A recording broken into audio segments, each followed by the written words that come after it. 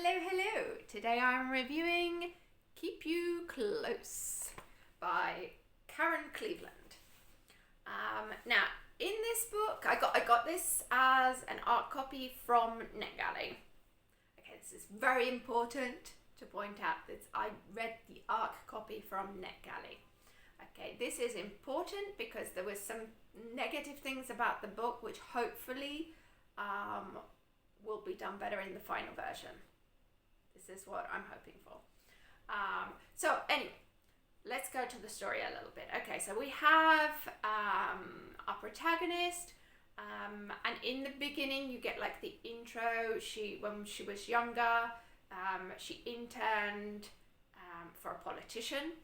This politician rapes her, and she ends up having a pregnancy and a son as a consequence of that rape. She doesn't tell anyone about the rape because the politician's like, who would believe you? No one's going to believe you. It's my word against yours, kind of thing. So she keeps this secret. She also keeps it because she knows this politician is a powerful man, and therefore she's also worried about the consequences for her son and what it would mean for them and everything. So anyway, what she decides to do is keep the secret, and she enrolls in the FBI. Her mission of her life then becomes her work, where she wants to help people who were in her same situation, because she wants to be able to say, okay, I will believe you. And so she wants to stand up for the people that maybe wouldn't have had a chance like she did. So she has like this real mission, and she puts everything into her work and her job, neglecting her son quite a bit along the way, although she does really want to protect him. It's one of the storylines of the book, their relationship and things, and the fact of her work and all that. Basically she ends up getting caught up in conspiracy plots and various different bad people who she's maybe wronged in the past by doing the things that she's done. Her son gets caught up in it all, and she therefore has this internal conflict for basically the entire book, where she's torn between doing the right thing as far as her job's concerned, but also doing the right thing to protect her son and her family and friends. So it's this constant, what's going to happen kind of thing, and then other people come out as possible suspects that could be behind the plot, and things like that.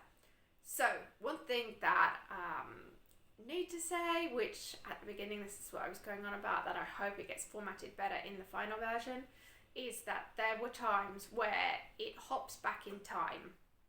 Now this is something, if you've seen some of my reviews in the past, this is something that really gets on my nerves. Okay, it has to be done right. So in this book, currently in my ARC copy, not done right, because you have the current situation where something's going on, she's having this conversation, and then like in the middle of it, it jumps from end of that paragraph, new paragraph, and it's going on about you're in the middle of a scene that's happened in the past, and then all of a sudden that paragraph ends, and then it takes you back to the present, or to the scene that you left, or to a completely different one. So it's like hopping, and particularly towards the beginning of the book, where you're still getting a feel for everything, it was a really off-putting thing. The good news is that this can be solved quite easily just by adding like a little blank space in between. That was all it would take, something that separates the different scenes for that. Do you know what I mean? Just like insert blank line in the middle before you hop, and then again when you hop back. Just so that it separates it and makes it more readable, because it was confusing doing that. So I really hope that in the final version that they format it better.